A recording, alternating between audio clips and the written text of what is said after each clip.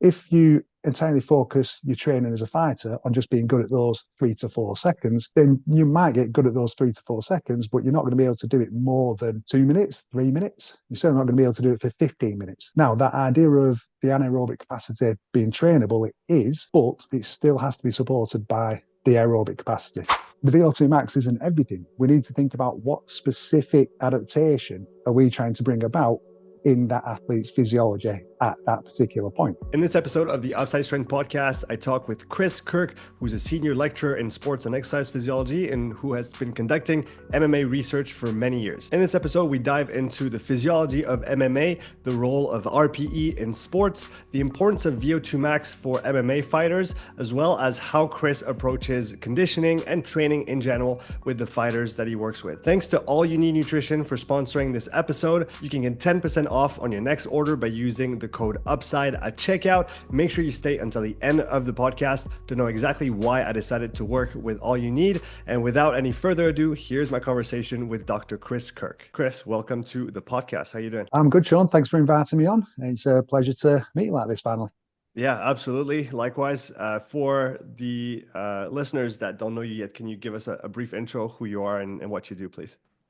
Yeah, so my name is Dr. Chris Kirk. I'm a senior lecturer of sport and exercise physiology at Sheffield Hallam University. My research background is in the performance requirements and effects of training and competing in combat sports, mainly mixed martial arts and Brazilian jiu-jitsu. That's really exciting, and you've been pretty busy on the research side, publishing quite a bit of material. And I actually saw one of your papers through Twitter.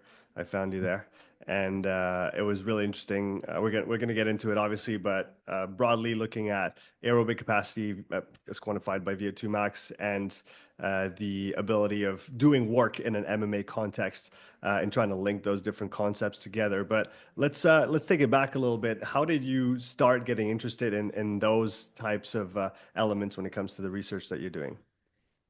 Well, like most people who are working as research or sports scientists, it starts off with an interest in the sport itself. And I've been watching and involved in combat sports since 2008, 2009, through Taekwondo, MMA, Jiu-Jitsu. Obviously, growing up in the Western world, boxing is always going to be a huge influence as well throughout your life. So when I started to move towards research, which would have been around 2012, my master's supervisor, Dr. Howard Hurst at University of Central Lancashire, his first task he sent was to go away and find every paper that you can on mixed martial arts and MMA, the sports I decided to do the research on. And after about 5 or 6 weeks, I came back with a total of 7 papers, I think, in total. And this was like really dredging every database I could find, digging through every single possible avenue I knew that existed at the time. And some of those papers are still relevant today, which kind of shows how little movement we've actually had in finding out the answers that we need. But most of the studies were making suggestions about training for combat sport athletes, but without any data to back them up. So there'd be suggestions of, if you're going to do interval training, how long the intervals should be and what you should be doing. But then there wasn't any data to back up, well, why? What is the relevance of that? At that time, there was no measurements of what the athletes were doing in the cage or in the ring. There was no breakdown of how they were training, what kind of training they were doing, and what the consequences of that training was. And we didn't even really have a strong understanding of what the requirements of the sport were. There was, I think, 1 or 2 time motion analysis studies done at the time, both from Professor Fabrizio Del Vecchio's group, but they were very, and even Fabrizio now will admit that they're quite surface level in that they were just watching the videos of the fights and counting the seconds of how long they were doing either grounded movement, grounded staying still, standing movement, or standing staying still. So that all that time ago, we had hardly any information about what MMA fighters were required to do. So that's what pushed me towards, well, let's try and find ways of, first of all, measuring what they're doing in the cage, and then try and figure out what they're doing in their training. And that's essentially what I've spent the last 10 years, 12 years doing now, trying to find ways of doing it. And I've got to admit, even now, we haven't made massive leaps forward. There's a lot more published work out there now. There's a few hundred papers now as opposed to 7 that there were back then. But if we put that into context of, let's say there's 250 published papers on MMA. I think every 6 months there's 250 papers published in tour cycling or association football, soccer. So that just puts the context of still how little information we have to play with combat sport athletes. So that's the thing of what I've been trying to do. That's super interesting. Can you maybe give us a broad overview of your current understanding of what influences performance when it comes to MMA from a physiological standpoint? And then we'll be able to dissect all these different elements, go through the paper that you published recently and try to talk through all of those elements. So give us the 30,000 foot kind of bird's eye view of what you currently understand given your years of research and of field practice too. So I think the best way to describe MMA as the physiological requirements of MMA is to call it complex. It's a really, really difficult sport to pin down as to what the main physiological requirements are. But if we just look at, first of all, the length of time that a full match could be, for amateurs, the maximum time limit is 9 minutes under the IMAF rules.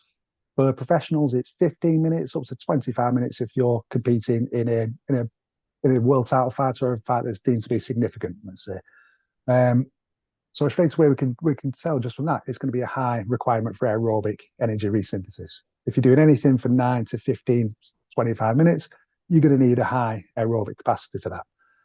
Now the things that they're doing in the cage are a mixture of high impulse, high intensity actions, which are both in standing ambulatory positions and also grounded positions. So that has a big effect on the changes in blood pressure and change in the heart rate throughout the contest as well.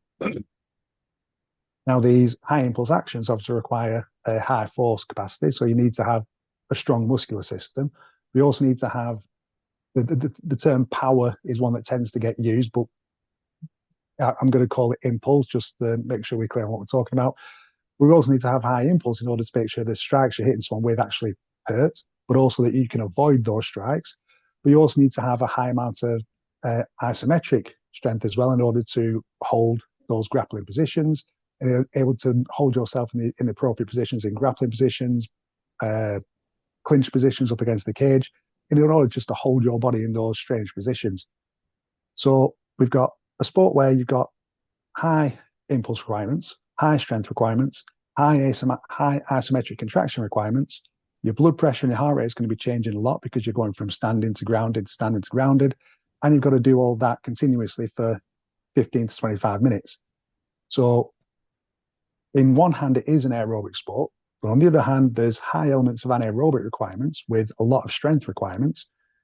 And there's a lot of awkward positions that you're going to struggle to replicate in a training environment. So if you were just talking about, okay, I need this person to run faster.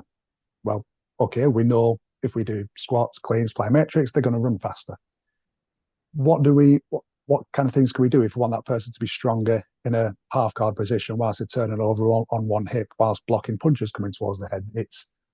It's really, really complex. But if we just broke it down to the bare essentials, they have to have a high aerobic capacity, but they also have to have a high anaerobic capacity on top of that aerobic capacity. They have to be strong with high impulse, but they also have to be incredibly mobile. And then just to make things even more difficult, we have a lot of weight cutting the day before they have to step in the cage and fight as well. So we reduce all of these things massively before they even get to use them. So I'd say that's the very broad overview of what we need to do with these fights.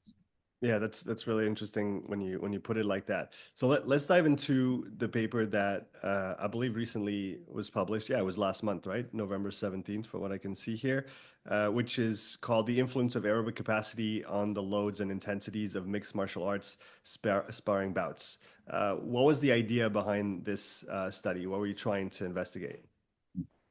Well, as I mentioned before, when I first started to research, we didn't really have any idea of what the fighters were doing in competition or in the cage.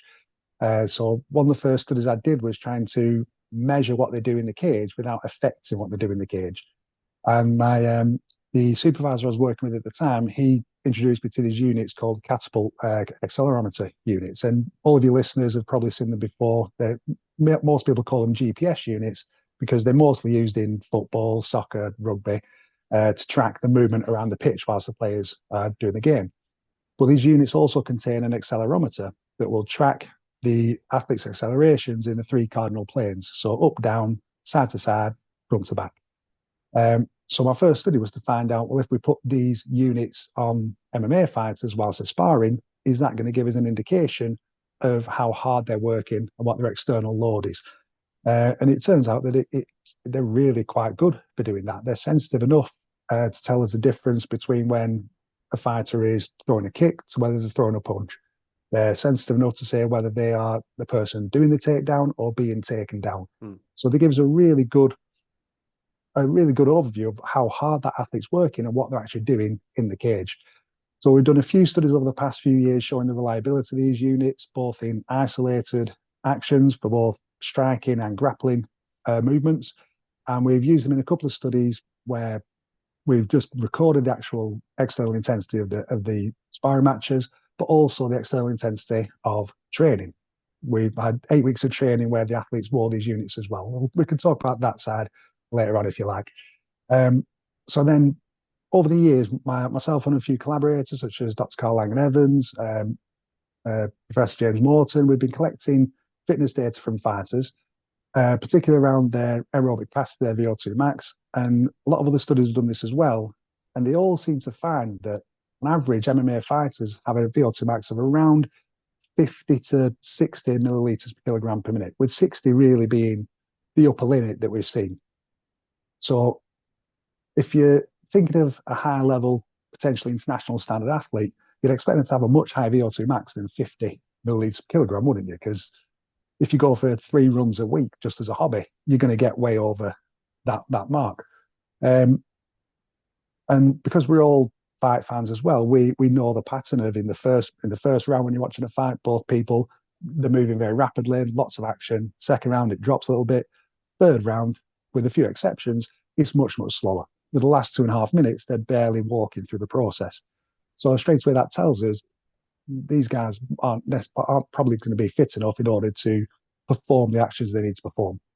So we decided to combine the accelerometry data from the sparring match, compare it to their VO2 max data from a treadmill test, and just combine the two to see is their fitness levels affecting what they actually do in the cage, and does it actually make a difference to whether an athlete can perform better or can perform worse, and can we pick out any information from this that might inform the training or provide recommendations as either these guys need to be fitter, or the answer could have been, well, actually 50 milliliters per kilogram is fine for what they need to do. So that's where the idea for this study came from. So like you said, one might argue that, well, if that's the VO2 maxes that they currently have, VO2 max is not really important for the sport and they don't need to make it higher. But then there's the other option, which is, what if they could be in better shape? What if they could actually be fitter? Would that help? What's your response to that? Well, this is one of the things that the data we collected actually allowed us to look into a little bit.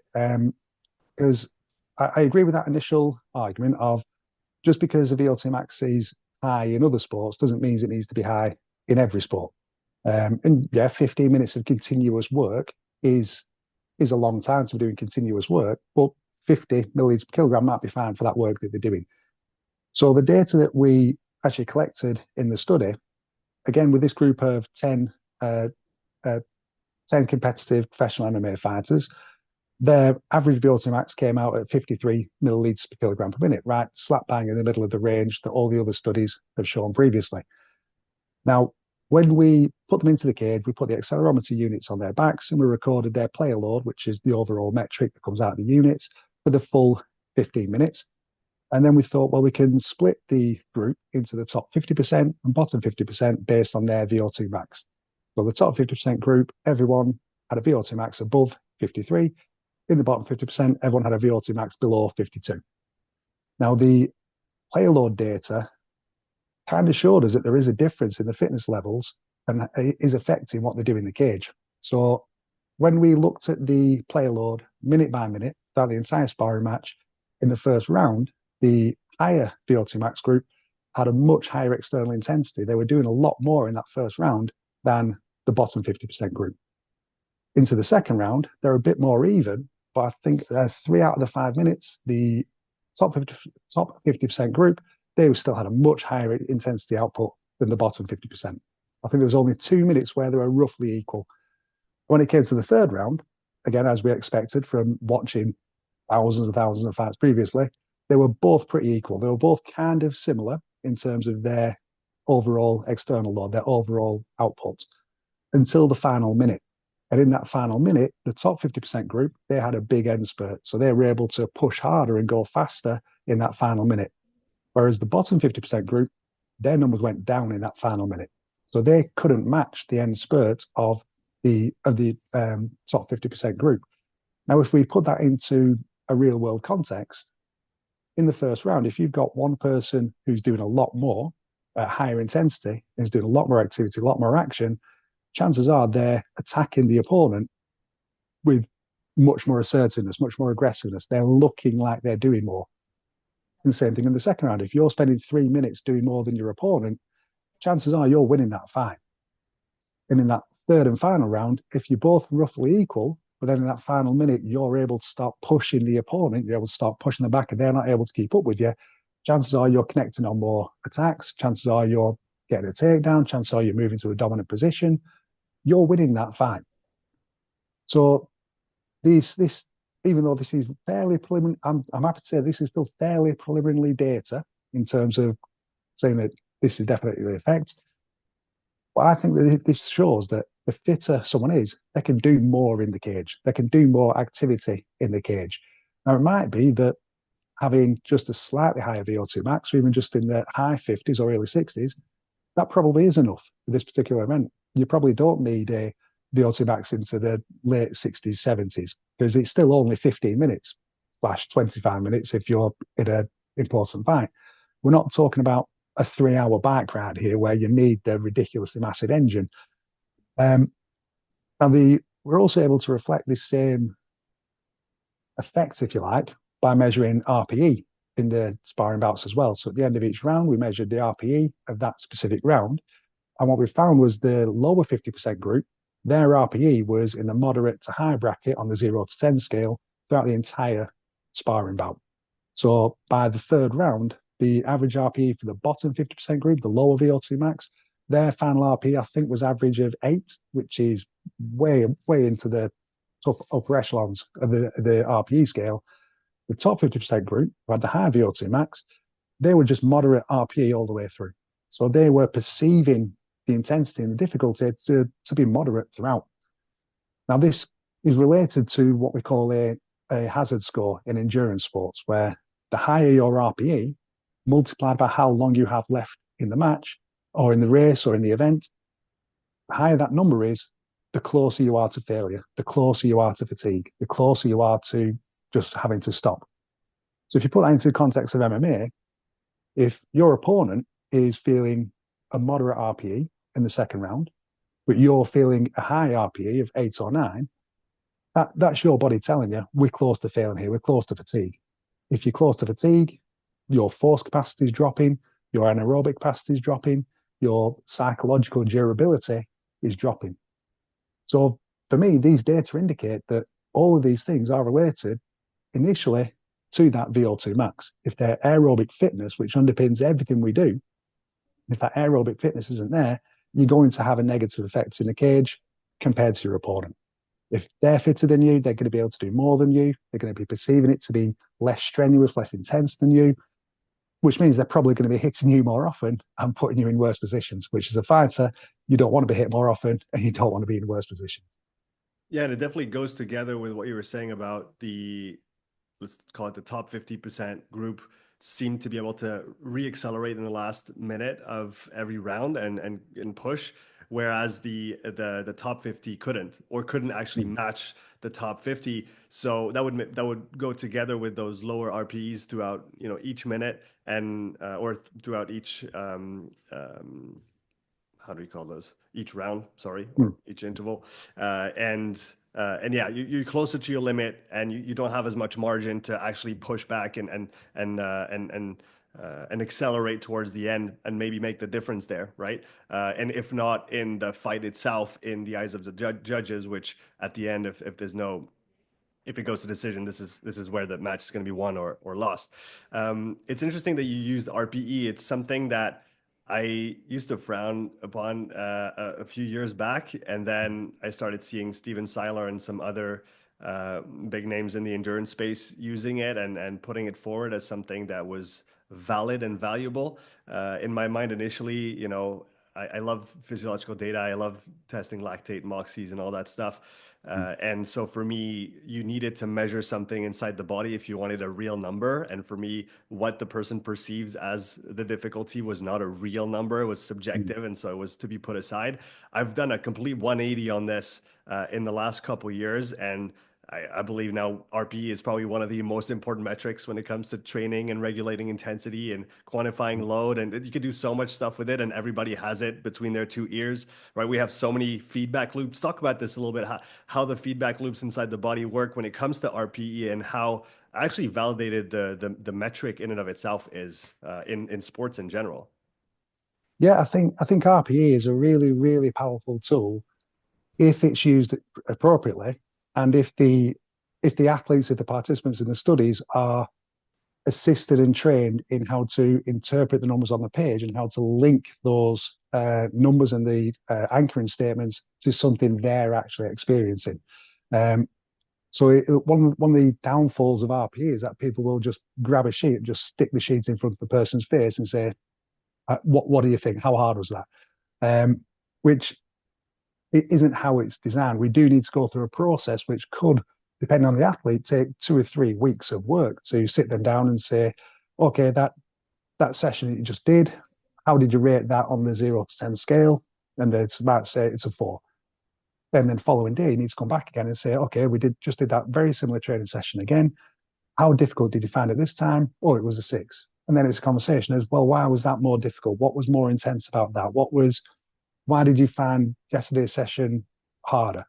And it might be a conversation of them going, oh, actually, no, when I think about it, yesterday was actually harder than this one. So, no, this one needs to be a 3. And it ends up being an adjustment period like that. And we've all got one of those athletes or worked one of these people before. You could have just seen them go through a 45-minute absolute ball buster session where they've just been smashed from start to finish. They've not stopped moving. They've not stopped for a drink. They've just been absolutely, the sweat's flying off them. How difficult was that session? 2. It wasn't a 2, but we've all got those people. But that's where the process comes in. And sometimes if you work with an athlete like that, even if you go through the anchoring process and they're still not giving you the correct numbers, RP is not going to work for you. You need to find an alternative option for him. But the reason why we go through that process is RP is a strange thing where it's quasi-subjective, quasi-objective. And we're still not 100% sure exactly where that number's coming from in our brains, if you like. It was thought for a long time that the number that was coming in our brain was just a direct feedback from the mechanoreceptors in the muscles and in the joints, and the chemoreceptors in the bloodstream, and all that feedback mechanism coming back to the brain, telling the brain how hard we're working. But Dr. James Steele has done a few studies over the past couple of years where he's collected some new experimental data, but also looked at previous studies. And these are studies where they're using pharmacology to essentially cut off that feedback loop. So to stop the afferent signals getting back to the brain, telling the brain what's happening in the body. But the RPE comes out roughly the same as where it would have done previously. So it's not a strict full feedback loop. It seems now that the most likely scenario is that we have what's called a corollary discharge. I'm quite happy I managed to say that word first time, because I always stumble over it mostly, where we already have a perception as to how difficult the exercise is going to be, and what our body is going to tell us is the difficulty of the exercise. So this signal is sent from the motor cortex to the working muscles and to the other parts of the brain at the exact same time. And then when the feedback loop does come back, it's compared to that See, stumbled over the word. Corollary discharge, and then the two are compared. If the initial discharge of how difficult we thought the exercise was going to be, if that's higher than what the feedback was coming back, then our RPE ends up being very low because it's the intensity, the difficulty of the session is lower than than we were expecting. And it's that thing of if you start walking up a hill and you think, oh, this is going to be a really difficult hill to walk up, but then you get to the top and you find you're not out of breath. It's oh, that was really, really easy. If you're walking up a hill and but you don't notice it's a hill, it's just a general incline. And as you carry on walking, all of a sudden you realize you're out of breath and you're sweating a little bit. All of a sudden your feelings of intensity go through the roof because you didn't notice how hard it was going to be. So if your feedback loop coming back from the body gives you a sensation that's higher than your expected RPE, your RPE goes through the roof. So it's a combination of those two things, which gives us a really, really powerful understanding of what the athlete is going to be telling us about their intensity, because it's a combination of what the body's doing, but also what they were expecting. And normally what you're expecting subconsciously is based on how fit you are in the first place. So we're getting this unique combination of everything that we need to know from the body. But there is a problem with that as well, though. You can perceive an exercise to be much more intense and much more difficult, regardless of what the body's actually doing. Now, this can become a problem in a sport like combat sports or in MMA or Brazilian jiu-jitsu or wrestling or boxing. If you do 3 rounds of sparring and you've become fatigued in the second round, in that third round, you might end up just flat on your back with your opponent on top of you, transitioning from position to position, hitting you in the ribs, hitting you in the head for 5 minutes. You won't be having that many muscular contractions that are causing you to do anything in that position. You might be contracting your muscles, but it's very much to defend. You're not actually moving. You're not making advancements. It's not the type of physiological work you'd expect if you're just doing a run or a bike or a swim. Your RPE will be very, very high, but the output from your muscles will actually be very low. And potentially the work that you're doing and the energy use you're using will also be quite low, relatively low compared to the RPE. So we do have to take that into account for these kind of sports, where if it's just straight exercise or playing soccer or hockey or whichever sport, then the RPE is pretty closely linked to what the body's doing. There might be occasions in combat sports where the RPE is very, very high just because you're flat on your back, getting your backside kicked, and you're not actually doing that much physical work, if that makes sense. It's really important to highlight, like you did, that RPE is a skill and that it's trainable and that it Mm. needs to be trained, right? It's not just something that's out of the box. And if you haven't been sensitized to it, if you haven't been using it, if you haven't been practicing, just asking yourself, how hard is this? Comparing it to the anchor, right? That's something you mentioned. Always anchoring. For example, when I do the physiological testing on the bike, when somebody starts their 4-minute stages, 1-minute breaks, and we go up and up and up until failure. Always anchoring okay, number 10 is your hardest effort on a 4-minute bike, just like this one. And if you haven't done it before, you need to imagine that, because that anchors the 10. It's really hard to think about that 1 out of 10 or between 1 and 10 in the abstract. But once you anchor it, and then you can go one step farther even, and you can dissociate respiratory from muscular RPE. And that, I find, gives, even for people that haven't really used it before, it just gives that extra relative positioning of the two. And it sometimes helps to make things clearer, right? Yeah, absolutely. And it could also really help to, especially a skill-based sport like this, to tell the athlete, ignore how difficult you found the skills themselves. So if you're measuring it in training and they do 45 minutes of striking drills, but they're doing a combo they've not done before, you have to try and convince them, don't worry about how difficult you found getting the combination right. That's not what we're asking you. It's the physical work that you've done that we're trying to measure there. Sometimes you might be interested in the mental load. So if they are doing lots of combinations, can we add that in? But we also need to make sure we separate that if we're trying to find out just the physical load from that particular session as well. Yeah, I love RPEs. It's a really, really powerful tool if used appropriately. And if you understand the limitations in the areas where you might get some dodgy data coming in as well. So you have that RPE as an internal load metric, because I can imagine that in a sparring bout, it's really hard to have any type of equipment on the body, right? Even a heart rate sensor might get in the way of a punch, and that's not a good idea. A mask on the face, don't even think about it. So you're really limited in so far as measuring what's going on in terms of load. But thankfully, you have that accelerometer on the outside, so that's your external load, your work metric, and then you have the RPE, which is the internal load, and then you have that VO2 max that was measured on the exercise test on the bike. Did you ever play around with cycling tests with fighters? Not for research purposes, for training. So I'm also an applied S&C coach and applied physiologist in private practice as well. I've played around with using not necessarily bike testing, but bike training in order to help them get their aerobic work in. But it's very much dependent on whether the athlete feels more comfortable and is more likely going to do that work, either in running, rowing, or cycling. Mm. My personal preference is for them to use a rowing ergometer, because that is also, it forces them to use their upper body muscles as well as their lower body muscles. And even on aerodyne bikes, you can see some people will very much be pushing with their arms. Some people will just let their arms get swung back and forth by the handles and really push with their legs. Whereas on the rowing machine, you can't get away with that. But for me, for whether an athlete's going to do rowing, running, or cycling, it's personal preference to them. Anything I can do to get them to do the boring work of the cardiovascular work, I'm happy with that. But I've not used any cycling tests specifically with fighters. It is something I want to look into, because all the testing we've done in the lab so far has been treadmill based. And MMA fighters in particular, they already have a lot of impact, a lot of load on their joints. Having them do maximal testing in running, when not many of them do running, I think we do need to look at better ways of doing that. And if you've got any ideas around MMA cycling specific tests, then yeah, I'll happily steal those ideas off you anytime.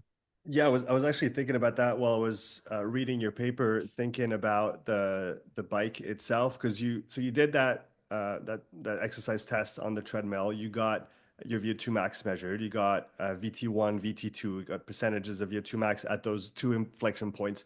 So that gives us kind of the lay of the land on the run, obviously, like you said. One thing I was thinking about, and that I don't know in what capacity that might be related also to the findings that you had. I couldn't help but think about the critical power model and thinking about that W prime, which is essentially the high intensity work capacity, which you can see from simple to triple depending on the profile of the athlete. Some people will be maybe a slower typology, muscular typology, more slow twitch fibers. They'll have a smaller W prime, and more powerful, more muscular athletes tend to have a bigger W prime. And I was thinking in the context of that, adding that information in with that second threshold with that VO2 max, but also seeing, okay, how much work can they theoretically do at high intensity? And do we see that manifested then in the bouts? I thought that might be a good addition to complete the profile of the athlete, maybe compare those different athletes between each other, say, okay, well, he's got 21 kilojoules on the bike maybe of W prime, the other one only has 13. How is that going to affect their ability to do work at high intensity, which is the context of a training bike bout? What do you think about that? Yeah, I think it's definitely the next stage that we need to go at with this work. I think there's a couple of different options that are available in order for us to understand what rates of high intensity work they can do, how we can differentiate between the fighters. And I think that is a weakness of this work we've got, where it is only the aerobic capacity we've been able to measure. We haven't been able to look at what their anaerobic capacity is and how that's affected it as well.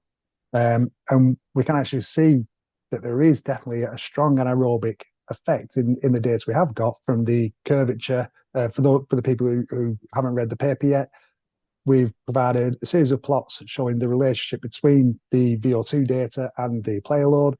On the VT1 and VT2, it's a curvilinear relationship where up to a certain point, their player load is reflective of their VT1 and VT2, but then it flattens off, which means that the people with higher VT1, higher VT2, they're actually not getting that much more activity from that extra VT1, VT2, which suggests that that's the anaerobic capacity that's there doing the job. That's where their extra player load is coming from. Now, How much that's related or explained by something like W prime or the critical power or any of these other measurements, we just don't know yet. But I suspect it's going to be a key measurement. Um, so I think, like we said before, this sport is high intensity. Is a high intensity work throughout. There's lots of high impulse actions. There's very little rest periods in between. So I think the aerobic capacity is underpinning it, but that anaerobic capacity probably is going to make a big, big difference as well. How strongly something like the W prime is related to it, I don't know yet. It'll give us some more information. Um, but whether it's dictating what extra else they could do, or whether there's an entire another measurement that we need to get specific to this sport, I don't know. One of the reasons why I'm not so sure about that at the moment is the activity of doing the test on a bike requires a bit of a familiarization with the intensity of continuously pushing the pedals. And you see that quite often with people who aren't used to being on a bike, especially the bikes we use in the lab, whether it's a load bike or a, a watt bike, whichever bike it is. Whenever there's a resistance against the pedal, we sometimes see people fail or go lower than they can do just because they're not used to having that pushing drive through. So if we have fighters who don't do a lot of aerobic capacity work or don't do a lot of high intensity work on an ergometer or on a bike, that might affect their results. So I think there's a lot of work needed doing there, and that is the next place we need to go. But I think we also need to think about how we can measure it in situ as well, in a more ecologically valid way for them. But then that brings back to the question of how do we measure something in an ecologically valid way for fighters? Yeah, as I said, we're barely scratching the surface for this. Yeah, that's super interesting. I was thinking maybe, like you said, an assault bike or an echo bike might be the right modality because it is full body. And obviously, yes, you need to be familiar with those tests. I've been using the 3 and 12-minute version quite a bit with CrossFitters. And again, the cycling test itself is not specific to CrossFit. However, the time domain is really interesting because 3 and 12 falls right into that high intensity domain, and it gives them a good view of what their raw capacity is, let's say, on the erg in those time domains, and then we can use that to extrapolate a second threshold, and then we can start to have a conversation around, okay, you can do double the work to your colleague at high intensity, so he's not stopping his intervals before you because he's weak. You guys are just built different. However, when you guys do our effort, he's going to have 30 watts on you, and that's just because you guys are built different. So I think that might be an interesting thing to go in, and I look forward to seeing what you guys come up with in that realm. Can we So go? Yeah, go ahead. so that work you've done with the CrossFitters there, have you seen that's related to how they perform in competition and the kind of things they can do in competition, or? It really depends on the competition event, obviously, because if there's a bike erg included in the event or an erg in general, that the people that have a bigger capacity there will usually do better. We know that weight plays a role on the ergs, so bigger people will do better on the ski, on the rower, and on the bike. And I've seen that in my testing data as well.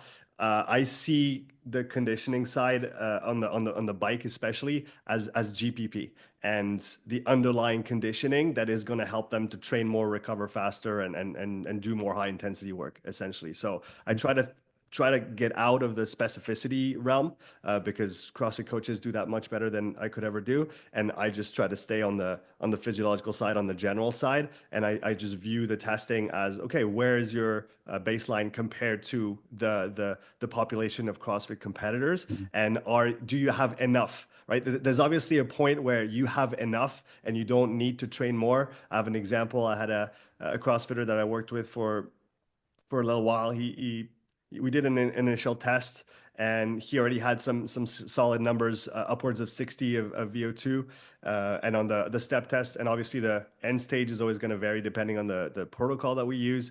But on the 4-1 step test that I was using, he got 325 watts, completed the last stage. He did a year of training, about 4 to 6 hours a week. So he was putting in some serious hours on the bike and doing, having a very general approach, having a pyramidal phase where he was doing a lot of low and medium intensity work, and then having a polarized phase where he was doing some low and high intensity work, and just cycling through that once more. Really very, very basic framework for the year of training, nothing fancy. And a year later, he was able to finish the 400 watt stage. So he added 3 stages to the test. and it's significantly increased all his metrics. And at that point, with a second threshold around 320 watts, doing more of that work is just going to take away time from all the other skills and capacities that he needs to develop. So right now he's just on maintenance on the bike, and he just has a huge work capacity, huge recovery capacity. He can train a lot and not be too banged up by it. But now it's kind of gone on the maintenance side of things. But I think until you reach that level, especially if you're trying to be competitive at the highest level, you've got some work to do, and you need to catch up to those higher numbers, because I think it is going to help overall with your training, even if it can't be directly tested in competition. That's kind of my current perspective on it. Yeah. No. Going back to, I'd like to talk with you about training a little bit more, but before that, I want to dive into a bit more energetics, into the physiology a little bit, if you don't mind. There's a great quote that I took from your paper, which says that while anaerobic capacity is trainable, this is finite and is ultimately limited by the athlete's aerobic capacity. So talk about how all this is intricately linked, and how the different systems actually work together, right? We think about them as dissociated. We write them down on paper as equations, and they're not linked to each other. But inside the body, everything works together, and we have to consider that when it comes to understanding the energetics of MMA and any other sport. Yeah, absolutely. And I think you've hit the nail on the head as to why we end up with some confusion amongst coaches, athletes, and general public, because people might have done it at school or college, the energy systems, and we say, okay, you start off with creatine phosphate, then there's glycolysis, then there's aerobic, and we talk about it as always a sequential thing, when it's not. All the energy systems are working all the time. We just have a dimmer switch between each one. But whenever any energy is resynthesized from purely anaerobic means, so if you do 2 to 3 seconds of high intensity work, such as throwing a striking combination into a takedown and then trying to get on dominant position, if you're doing 3 or 4 seconds of high intensity, maximal force work, that's going to be purely anaerobic for those 3 or 4 seconds. So it's going to have a high cost on creatine phosphate and some glycolysis. The body then has to reset that creatine phosphate. It then has to start working to remove the byproducts of glycolysis, so getting the hydrogen ions and taking them off with the NAD. It has to start that process, and then it has to start bringing in more oxygen in order to start the next stage of the process, all at the same time. So this ability to work anaerobically whilst minimizing the knock-on effects on the ability of the muscles to contract. If we talk about the classic 10-second creatine phosphate system, yeah, it's maximum if you get 10 seconds if you do it continuously, but there's very few sports where we do that continuously. It might be 2 or 3 second bursts with 1 or 2 seconds in between, or 2 or 3 second bursts with a minute in between, but it's still going to be adding up whilst the body is still producing or resynthesizing energy from other means and still producing the byproducts of hydrogen ions and carbon dioxide. So the entire system is going to be getting more acidic regardless of what you're doing. Now, that idea of the anaerobic capacity being trainable, it is, but it still has to be supported by the aerobic capacity, because the byproducts, the resetting of that anaerobic system, is done through oxidative means. So if you entirely focus your training as a fighter on just being good at those 3 to 4 seconds, then you might get good at those 3 to 4 seconds, but you're not going to be able to do it more than 2 minutes, 3 minutes. You're certainly not going to be able to do it for 15 minutes, because it's going to come to a point where those little packets of 3 or 4 second bursts, they might add up and up and up and up and up. And then that, I'm trying to avoid the word debt, because I'm trying to avoid the term oxygen debt, because it's a term that isn't great, to be honest. But if we do look at those 3 or 4 second bursts going into your overdraft or going onto your credit card, at some point that overdraft has to be cleared. That credit card has to be cleared. And that's what the aerobic capacity is doing. Now, if you train those anaerobic methods, which you can do, the first 4 weeks, first 6 weeks, you're going to see some really big returns from that training dose. The body is going to respond to it. But because it's still underpinned by that aerobic capacity, eventually the body's going to stop adapting to that anaerobic training. So I think the current meta-analyses that are coming through, there's quite a lot of studies on coming through at the moment on the differences between HIIT training, repeat sprint training, and moderate intensity continuous training. Those are starting to give us a picture where the first 4 to 6 weeks, you get a really big increase in your ability to perform through just those anaerobic methods. But then they come to a stop and they kind of plateau. And then it's where the aerobic work starts to take over those 4 weeks, 6 weeks, 8 weeks, 12 weeks, because the anaerobic system, you've maximized it. You found your ceiling. But now, whether that ceiling's a natural ceiling, whether everyone's got a distinct upper limit that they can't go past, or whether it's the combination of trying to get that anaerobic capacity while still trying to work over 15 minutes, maybe that's creating the ceiling. Maybe it's the type of anaerobic movements that you're trying to perform. Maybe that creates a ceiling, but whatever's causing that ceiling, it seems we have a ceiling. And the only way we're going to be able to then use that anaerobic capacity we've built up is to build on that aerobic capacity, to allow the body to support the anaerobic system for those discrete packets of high intensity work. Does that make sense, or did I go off on a tangent? It makes total sense. And highlighting another point I think that people need to hear is that you can train both to a very high degree. You don't have to Mm. choose, right? We think we have to choose between, oh, do I want to be an anaerobic beast or an aerobic beast? No, you can be both. And Yeah. like you said, the potential for development of the anaerobic energy systems, if we want to call them that, the phosphocreatine and the glycolysis. From my knowledge, the best way to improve your phosphocreatine system is to supplement with creatine, because there's literally not much you can do at the muscle level to change things. Eat more meat or supplement with creatine. The glycolysis seems to be linked to the muscle mass or the size of the fibers too. So obviously hypertrophy work and high output work is going to help. And then the aerobic side obviously is going to be improved by everything because it is present everywhere. There's a really interesting paper that I saw a couple months ago called Need for Speed that was looking at different muscle fibers, slow twitch, fast twitch, and how they actually were different from a mitochondrial structure standpoint. And it seemed like the slow twitch had on average 3 times more volume, so capacity of mitochondria compared to fast twitch. That we knew previously. That's it's not old news, but it was a known fact. And when they improve, when we train them, when we stimulate and train those slow twitch fibers, primarily through the low and medium intensity type of work, we're going to see an improvement in that volume of mitochondria, right? That I think it can go from about 4% of the muscle cell itself up to 9% of the total volume. I think that's what we find in high level cross country skiers. But then you look at the fast twitch fibers, they have about 3 times less, right? They have a third of the mitochondrial capacity itself, but they compensate by having a much higher rate of oxygen utilization than the fast twitch. And why I'm talking about this in the context of, you saw that fantastic graph on Twitter too about the sprint interval training, high intensity training, Mm. endurance training, and how it develops over time. Because like you said, there's all those little wars of high intensity is better than low intensity, sprint interval training is better than low intensity.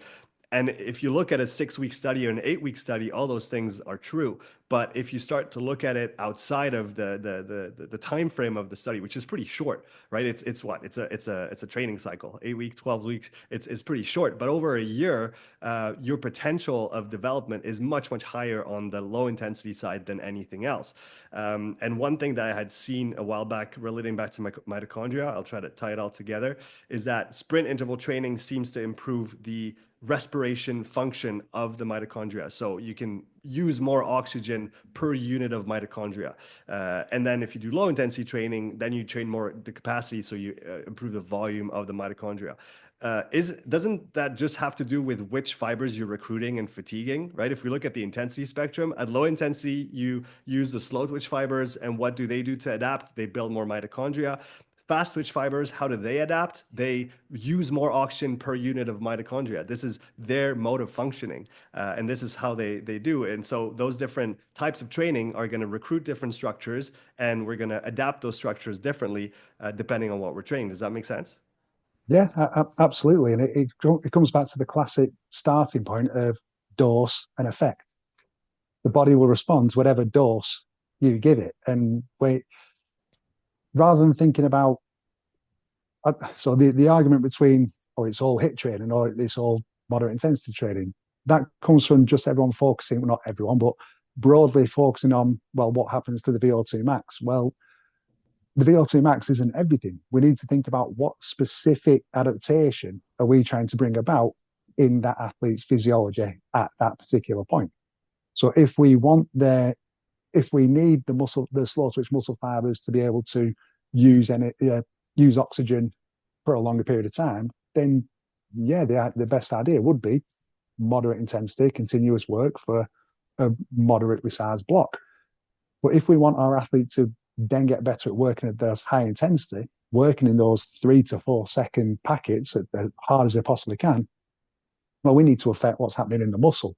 And we need to affect whether the mitochondria is large enough and has enough enzymatic activity in order to buffer against that increase in acidosis and in order to process more energy in that 3 to 4 second period.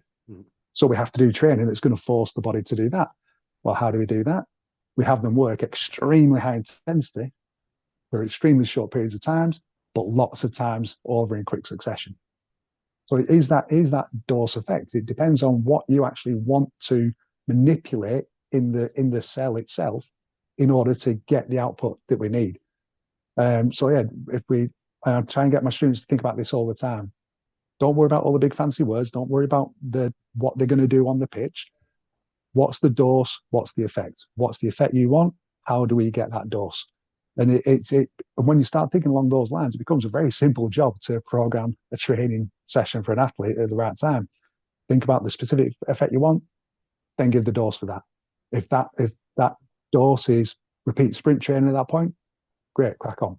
If that dose is taking a day off at that point, because sometimes it could be, great, go for that.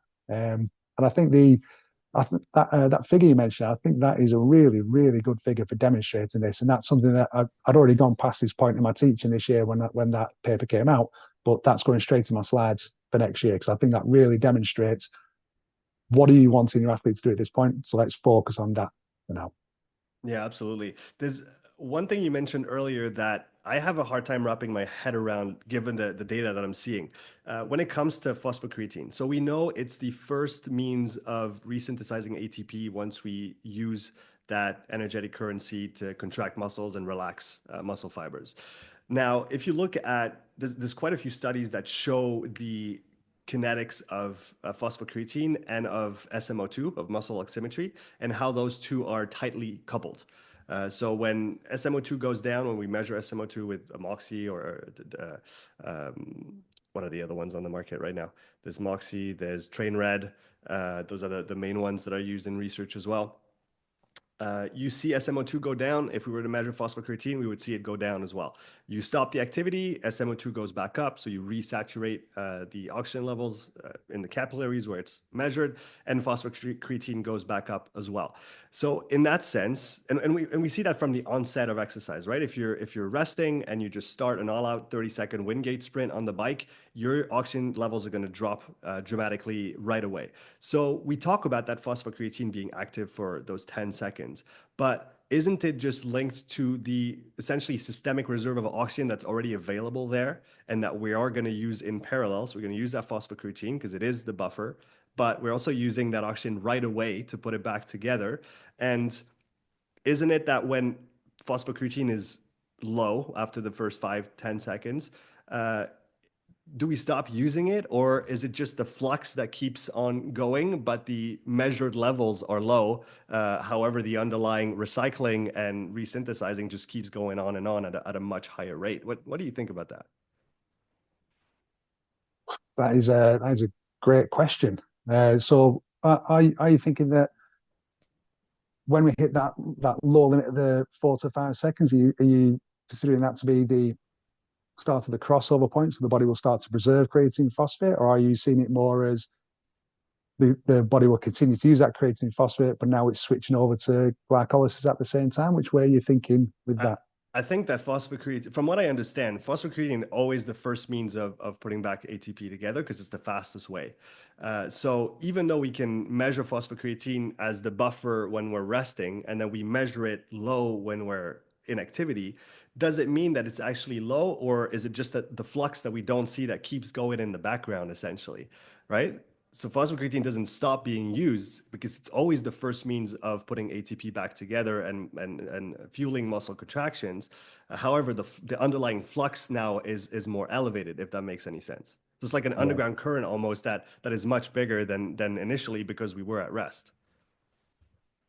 Yeah, now this is getting to a level of detail that I've not gone into too much in terms of the specific energetics and the stage at which our resynthesis is starting.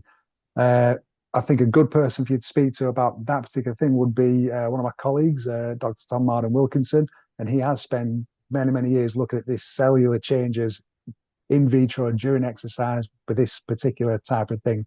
Um, I suspect it would more be a case of the turnover of the phosphocreatine starting at that point, Mm-hmm. but that mainly for the body to preserve itself in order to make sure it can continue to produce those high intensity actions if it needs to, because the body does have a lot of safety mechanisms, safety switches in place. If it Mm-hmm. just allowed us to use all that creatine phosphate all in one go, and then it's got no creatine phosphate left, how does the body then carry on running away from something? So this safety mechanism, what the phenomena you're describing there, that might be the body's safety mechanism starting the turnover, but it also might be stopping us from using that creatine phosphate to hold it in reserve and switching you over onto that initial glycolysis. If I'm understanding the discussion correctly, which Yeah, I I mean, might not be. I'm quite happy to say that. I don't have the answer. It's a question, so we might be both on to something. We might be both off. I'm not sure, but it's definitely interesting to dig into those things. But I think on the higher level, right? What really, at least the way that I've changed my perspective on energy systems is that the anaerobic ones, they might be anaerobic on paper, but they both depend on the mitochondria and on cellular respiration to be put back together. So even if they are anaerobic in isolation for a fraction of a second, uh, in an integrated way inside the muscle cell, inside the body, they don't work by themselves because the byproducts of glycolysis need to be recycled. That happens inside the mitochondria. Phosphocreatine needs to be put back together. That happens through the PCR shuttle, which is fueled by mitochondrial ATP. So everything goes back to we need those damn bacteria to breathe a lot and to move a lot of oxygen, and that is going to help everything else, right? Yeah, 100%, absolutely right. Um, and that level of fitness required in order to perform any sport at a high level on just at the muscle level, it's going to come back to mitochondria. At the central level, it's going to come back to that size of the stroke volume to actually deliver the oxygen to the mitochondria in the first place. So those two things underlie, for me, just talking broad strokes, those two things underlie everything. If you can affect those two things, you're going to get a fitter athlete.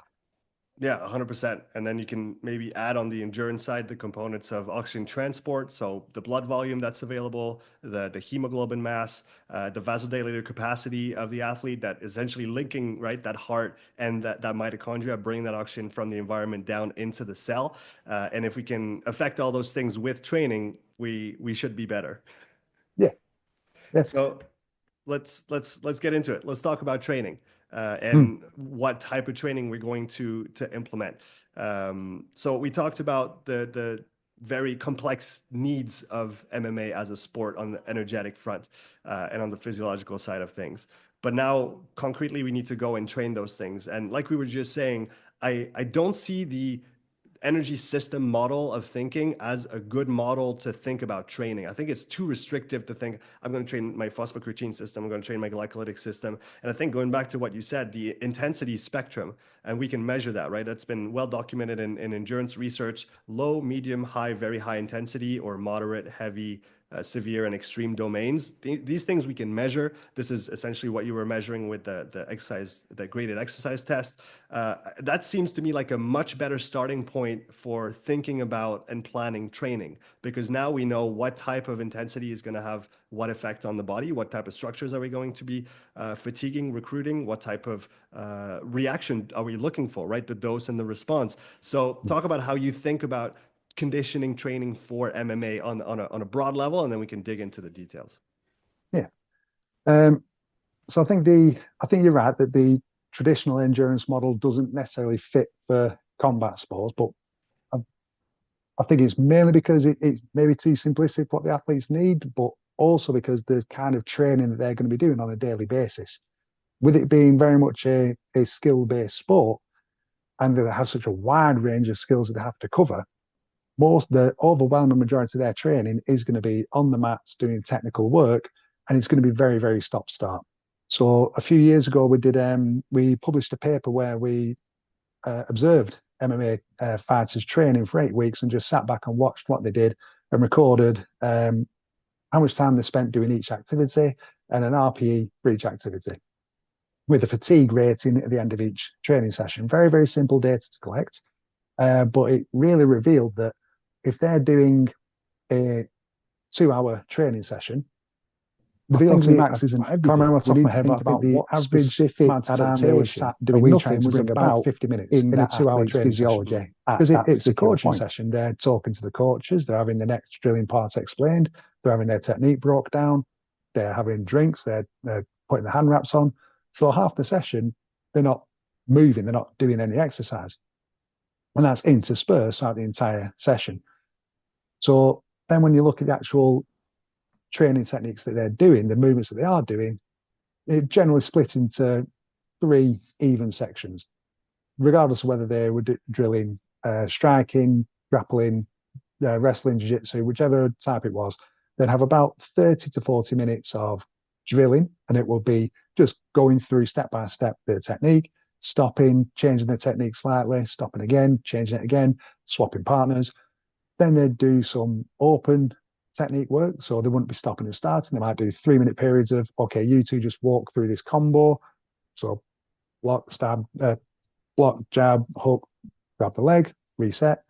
And then they do 5 minutes of open sparring at the end. So out of all that training session, they might have 5 minutes of what we call high intensity work. They might only have 10 total minutes of what we could even call moderate intensity work. And the rest of it is very, very low intensity work. So if we wanted to, let's say we wanted to follow the team sport model and we wanted to adapt their training session where they do their aerobic training or their anaerobic training as part of the training session. So small-sided games in football, or rugby or hockey, whichever sport they're working with. If we try and do that in MMA, where would we put that in? There's not enough time with them doing active work in the session itself where they're not focusing on new technique or not focusing on drilling or not focusing on competition strategy, where they're going to be able to do those things.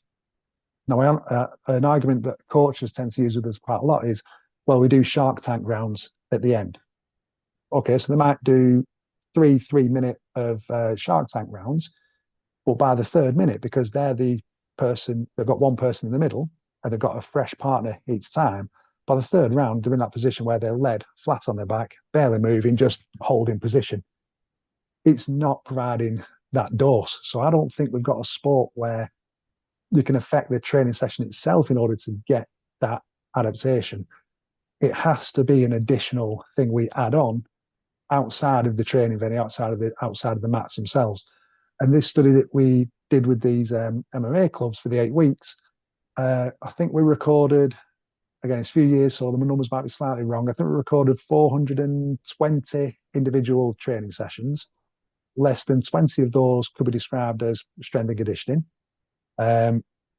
Less than half of those could be described as performing aerobic work. And the vast majority of those were done by one person because she also did CrossFit. So the message that came back from that was MMA fighters don't do supplementary work in order to improve their strength and fitness. So I would see the most effective way of getting this training process in place. Don't try and affect the actual training sessions themselves, because the coaches have an idea of what they want to do with their fighters. They've got a lot of skills to learn. They've got a lot of strategy to learn. And another wrinkle and difficulty on top of that as well is the structure of MMA. There are one or two MMA clubs in the world where it's just fighters.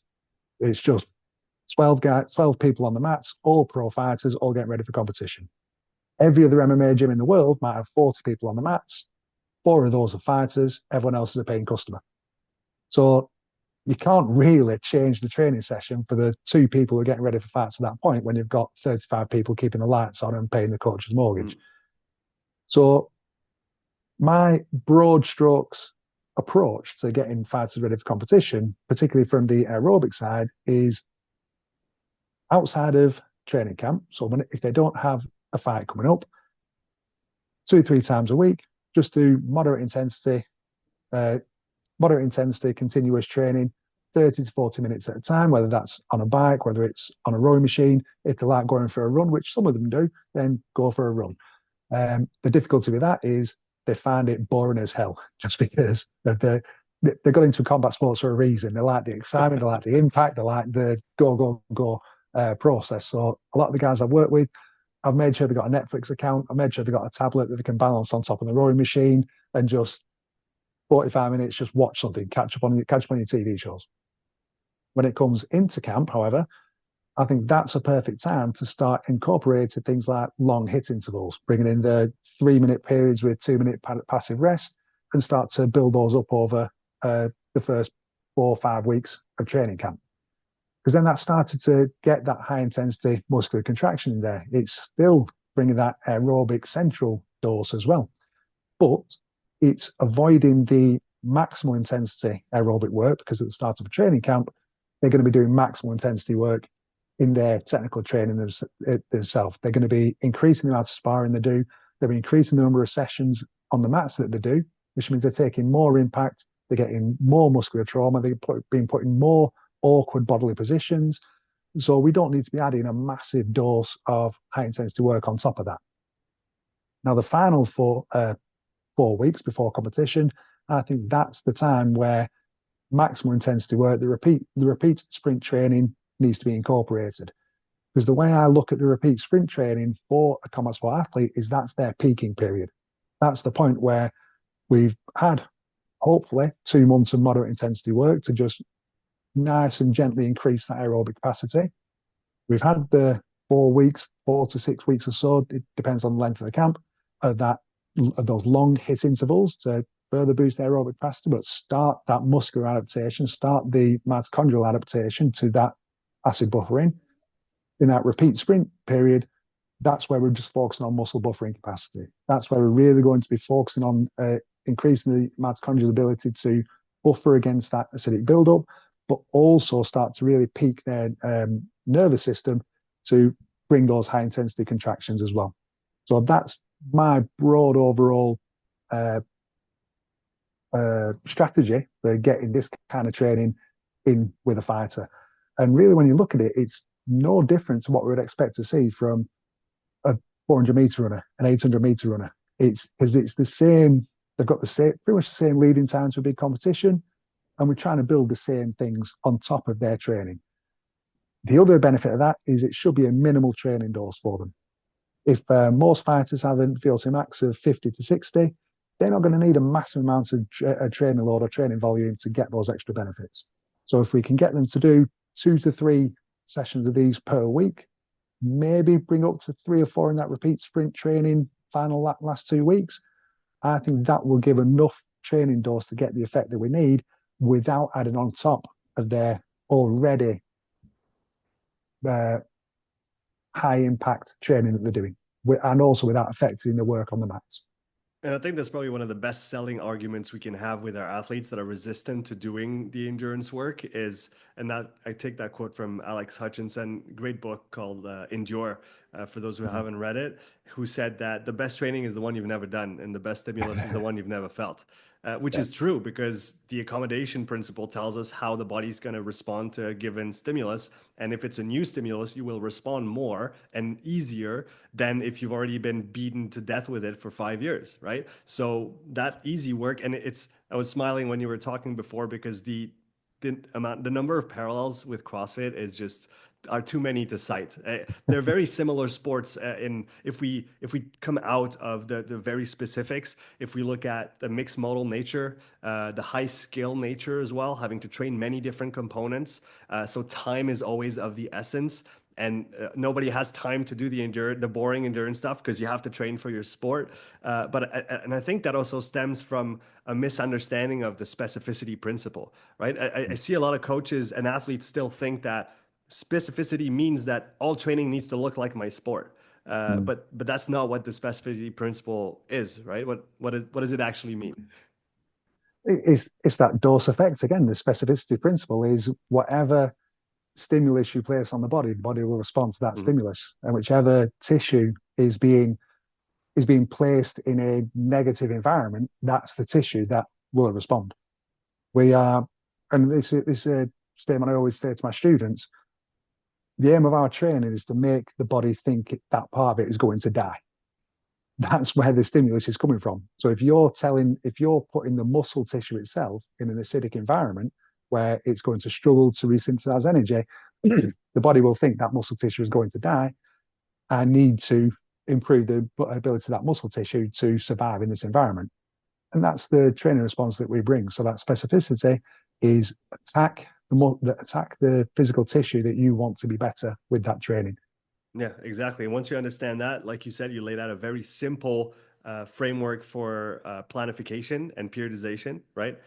Away from competition, you're going to work on general physical preparation or on elements that look the furthest from your sport, such as the low intensity, such as the medium intensity. And then as you get closer, then you start bringing back in the specific elements when it comes to the demands of the sport. And obviously, then you want to peak and you want to be in your best shape for the training. But I see, that's definitely evolving, and it has been evolving over the last few years. And I can, if it hasn't yet in MMA, it probably will with the professionalization, popularization of the sport in coming years. It will trend in that direction, where people are now more conscious of this, and where CrossFitters, some competitors used to, compete every second weekend of the year. Well, the issue with that is that you need a week before the taper, you need a week after for your nervous system to recover.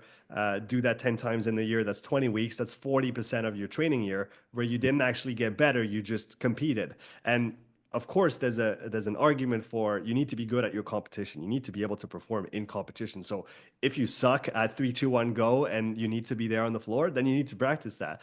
But once you reach a certain level, going all out on race day is not, or on fight day or competition day is not what makes the difference. You need to build for weeks and months on certain aspects. Maybe you need more strength, maybe you need more endurance, but you need to be okay stepping away from your sport for a period of time and then to come back to it better, right? It's always endurance at the service of CrossFit, MMA, whatever it is. It's not just, oh, we're training you like this because I want you to be good at a marathon. No, I want you to be better at your sport, recover faster, be able to do more work.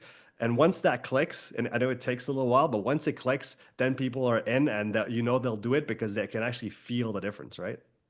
Absolutely, yeah. And I think it is starting to occur in MMA a lot more that people have that straightforward thinking of how to train physiology, because you can see you we obviously all know the fighters are at the same training gyms and the same uh, groups as each other, and you'll tend to see patterns of people from certain gyms by the end of the third round, they look like they're doing another 3 rounds, and they'll be going at a very high intensity, very high pace.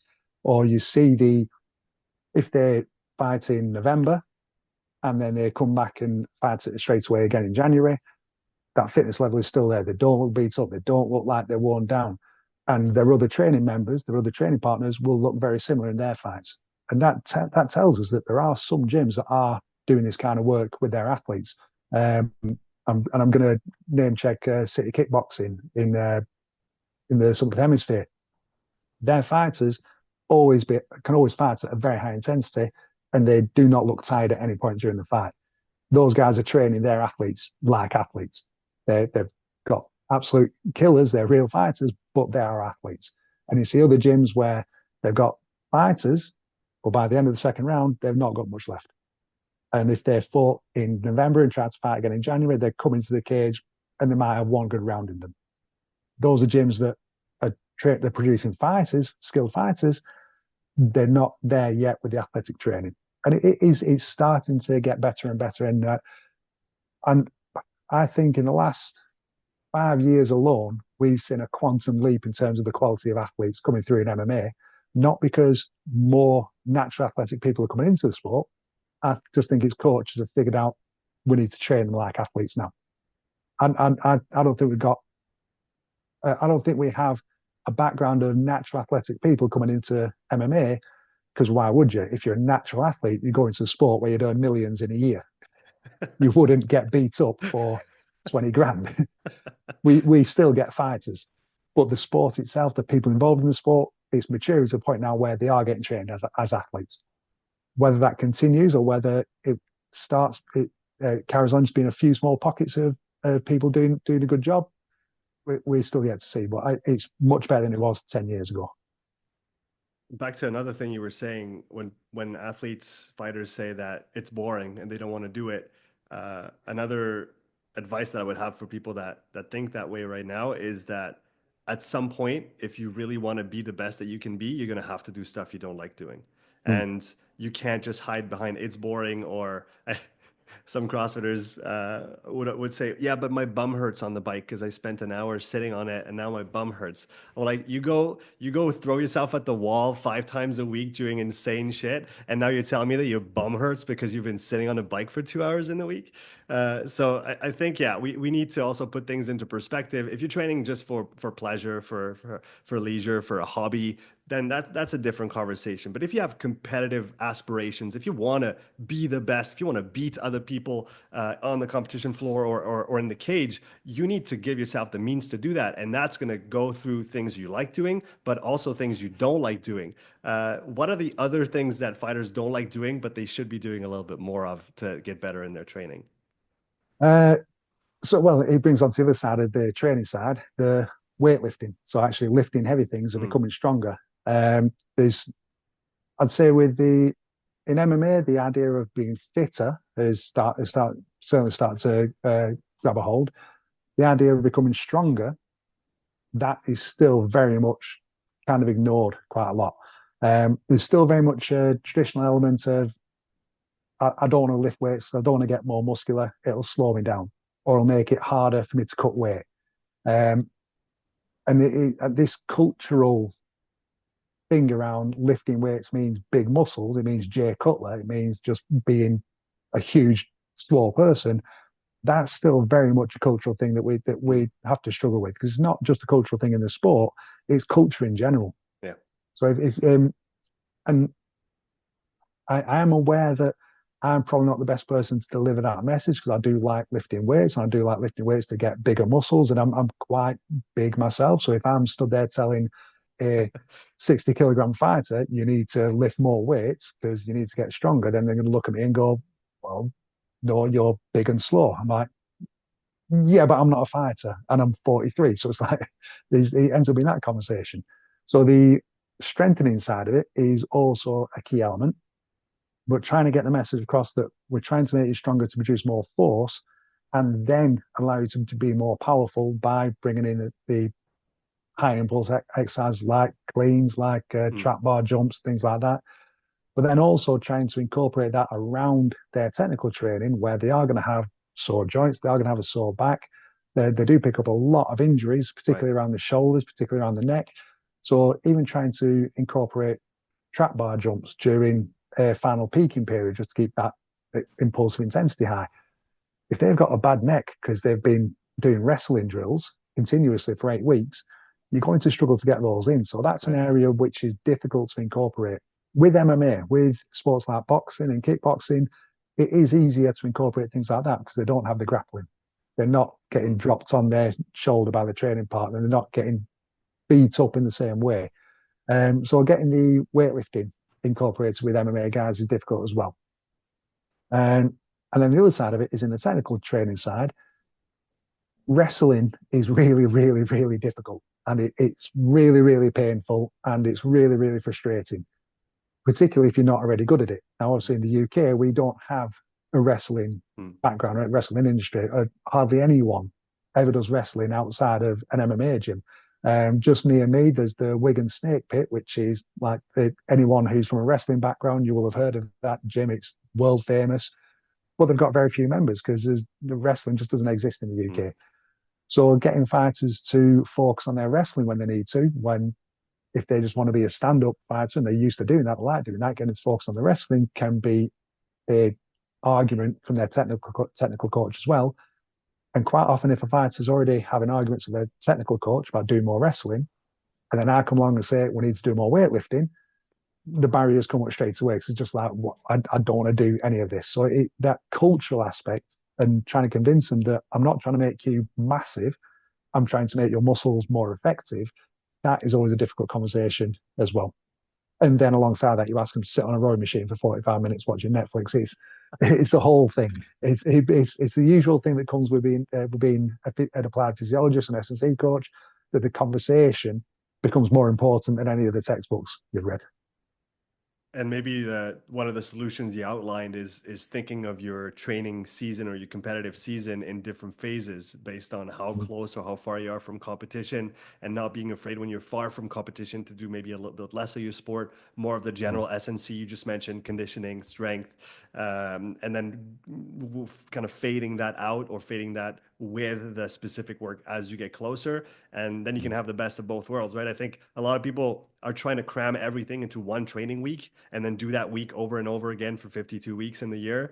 But if you allow yourself to change your training week from phase to phase, and it takes confidence to move away from your sport and do less of it, and being sure that you're going to go back to it and it's going to work. And what I find great about this is that you only need one try to figure it out, meaning you only need to take 8 weeks and actually focus properly on your endurance and your conditioning, on your endurance and your strength, for example. And then you go back into your sport and you're going to feel $1,000,000, and you say, okay, now I understand why I need to have that phase that is different than what I'm going to do in my peaking phase. And once you can cycle through the year like this and organize it intelligently, you're off to the races, and you have so many opportunities to move forward on so many different fronts throughout the year. You can focus on the general stuff just after a big fight, and once you go back into the general phase, you can really focus into your sport once you get close to the competition. And I find that it helps also balance things out rather than trying to cram everything in. Yeah, absolutely. And that idea of changing the training phase, that's something that we also noticed was absent in that 8 week training period that we observed. They essentially did the exact same thing week by week by week by week. And so we got quite lucky in that half the fighters we observed had a fight in the middle of this training period, and the other half didn't. They just ended up with an even split just by dumb luck. And we found that in that group, the only thing that changed about the training for the people getting ready for competition is the week before the fight, they stopped training.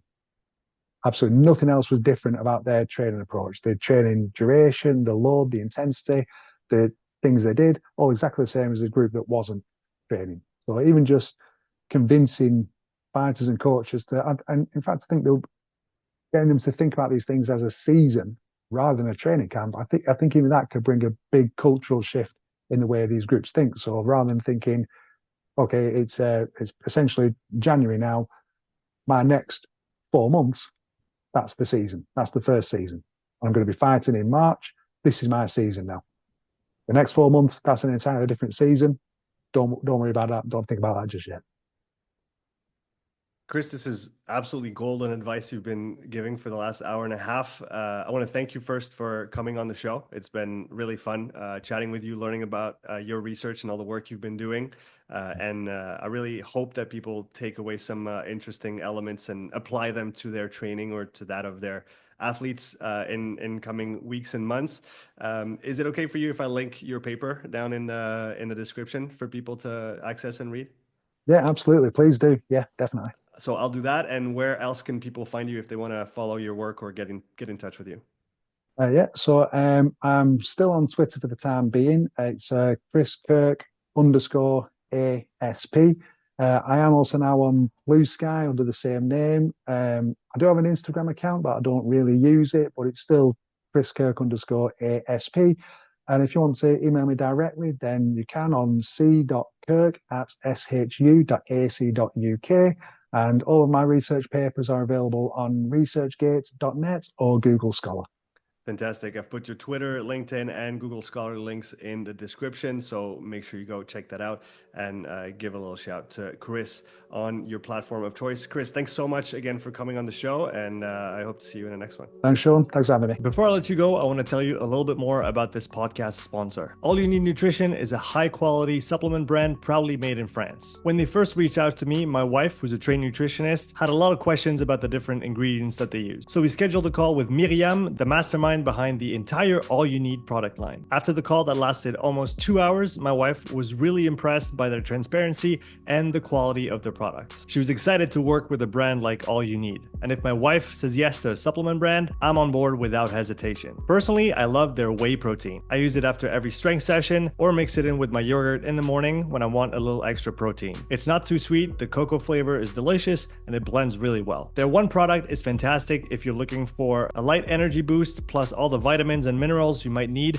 if you're used to training hard. My wife sticks to 1 scoop, but I go for 2. Make sure you find the dose that works for you. And special shout out to their shaker bottle. It's literally the best shaker I've used in the past 15 years. We've been using their supplements for the last 2 months and we're genuinely thrilled to be working with them. If you want to support the podcast, click the link in the description to check out their whole product line and use the code UPSIDE for 10% off on your next order with All You Need Nutrition. Take care and see you in the next episode.